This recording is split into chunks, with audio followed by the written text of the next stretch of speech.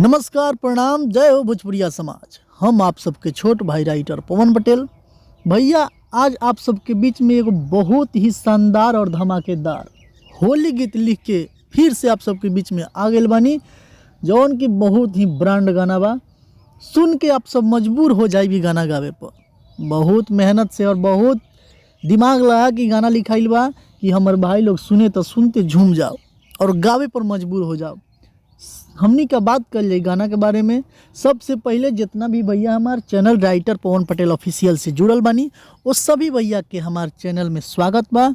अगर और सब्सक्राइब नहीं कैले हमारे चैनल तो एक बार सब्सक्राइब कर दी और घंटी के निशान दबा दी, ताकि हम जब भी गाना लिख के डाली आप सबके बीच में तो सबसे पहले पहुँचे और सबसे पहले रौरा गाई। अगर कोई भैया चाहता नहीं कि पर्सनल गाना लिखवावे के, यानी कि अपन मन पसंद अलग से गाना लिखवावे के, तो गाना के चार्ज लागेला, पेमेंट लागेला। कम से कम खर्च में रौरा गाना लिखवा सकतानी। वो पर्सनल गाना लिखवावे के खातिर हमार नंबर बा 8709616624 8709616624, जौन की पर्सनल हमार नंबर है। कॉलिंग व्हाट्सअप दोनों इहे नंबर है। ए पर वो संपर्क करके अपन मन पसंद मैटर लिखवा सकतानी।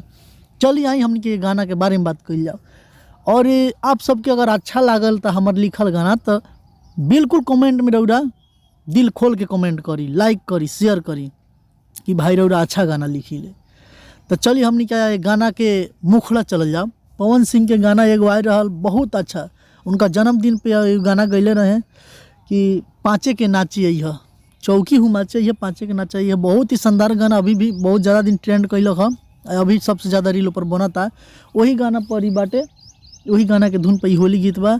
ये गीत सिंगल बा, मेल फीमेल नहीं खे, ये सिर्फ मेल ही गा सकेले, यानी कि लड़का जो भी सिंगर है वो गा सकते हैं, ये फीमेल के लिए नहीं है। चलिए हम इसका मुखड़ा शुरू करते हैं। मुखड़ा कैसे है। होली में साली है ने आवहो, ऐसे तू जनी ताड़ा पावहो, आवो ना रंग लगावहो, फगुआ के माजा उठावहो। आ तोहरे लाला हिल बहनी, देखो पीछ कहारी बड़ा का, तोहरे लाला हिल बहनी, देखो पीछ कहारी बड़का।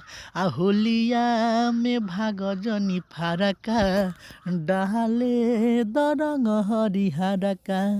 होलिया में भाग जनी फारका, डाले दरंग हरिहरका। ई गाना के मुखड़ा रहल भैया। अगर अच्छा लगल तो बिल्कुल ही गाना फ्री बा, और फुल गाना हम चढ़ावतनी रौरा बिल्कुल ही गाना फ्री में गा सकतनी। पर्सनल गाना लिखवावे को होई तो खातिर हमार नंबर बा 8709616624, जौना के पर्सनल गाना के पेमेंट लगेला। फ्री गाना हमार चैनल पर टोटल गाना फ्री बा। अगर गाना अच्छा लगल तो भैया रौरा दिल खोल के गाई और कमेंट में करी कि हम कैसन गाना आप सब खातिर लिखले बानी, कमेंट करके बताई। चलिए गाना के अंतरा एक नंबर देखल जाओ।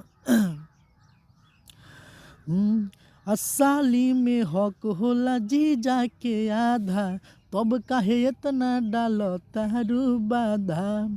अब बारू जो बहले कुआर तो बोले मनवा राखत रह, आ जले नहीं खुदो सर के धानवा, ए नहु ताकत रह। माना जब करे लुहु तो दिलवा पगिरेला ताड़का, माना जब करे लुहु तो दिलवा पगिरेला ताड़का। होलिया में भाग जनी फारका, डाले दरंग हरिहरका। ये गाना का अंतरा नंबर 1 रहा। आप सब कमेंट करते रहिए गाना सुनकर कि गाना हम कैसा लिखें आप सबके लिए, और गाना अच्छा लगता है तो बिल्कुल फ्री में गाते रहिए। अगर पर्सनल गाना लिखवाना है, यानी कि अलग से जो भी अपने मनपसंद गाना लिखवाना है, उसका चार्ज लगता है। उसके लिए हमारा नंबर है 8709616624, इस पे कॉल करके आप लिखवा सकते हैं। चलिए गाना का अंतरा नंबर 2 देखा जाए, जो लास्ट वाला होता है, सिंगर और राइटर का नाम रखा जाता है, वो वाला देखा जाए। आ राइटर पवन तोहरे रंगी हे खजाना करत रह जइबू अब केतनो माना आ जदि ऐसे करबू त कैसे बोल होलिया कटी आ तोहरे कारण लागत आजू साली घाटा ना घटी। यहाँ पे सिंगर नाम लिखे हैं, यहाँ पे कोई भी अपना भाई जो सिंगर गा रहे हैं वो आप अपना नाम डाल लेंगे। फिलहाल हम अपना ही डाल ले रहे हैं, लेकिन आप सबसे एक बात बोल दें कि राइटर में जो हमारा राइटर पवन नाम है भैया, प्लीज़ किसी और राइटर का नाम नहीं रखिएगा, कैसे कि हमारा मेहनत किया हुआ चीज़ है। आप किसी और का नाम कैसे रख सकते हैं? अपना नाम रख लीजिएगा। यहाँ पे सिंगर नाम जहाँ लिखे हैं यहाँ पे अपना नाम रखिएगा। फिलहाल हम अपना नाम रख कर गा रहे हैं, आप अपना मिला लीजिएगा। हाँ राइटर पवन के रंगवा आ करबू जियान का घोड़ा लका। हाँ राइटर पवन के रंगवा करबू जियान का घोड़ा लका। होलिया में भाग जनी फरका डाले तो रंग हरिहरका। होलिया में भाग जनी फरका डाले तो रंग हरिहरका। ये हमार पूरा गाना फाइनल आप सबके बीच में लिख के हम पूरा गाना प्रस्तुत कर देनी। आप सबके अच्छा लागता तो ये गाना बिल्कुल गाई फ्री बा। पर्सनल गाना लिखवावे खातिर हमार नंबर बा 8709616624। नया धुन, पुरान धुन, लोकगीत, सैड सॉन्ग कुछ भी लिखवाना होगा तो उस नंबर पे संपर्क कीजिएगा। कम से कम खर्च में आपका काम हो जाएगा। फिर हम मिलते हैं अगला वीडियो में अगला कोई धमाका के साथ। तब तक के लिए नमस्कार, प्रणाम, जय भोजपुरी।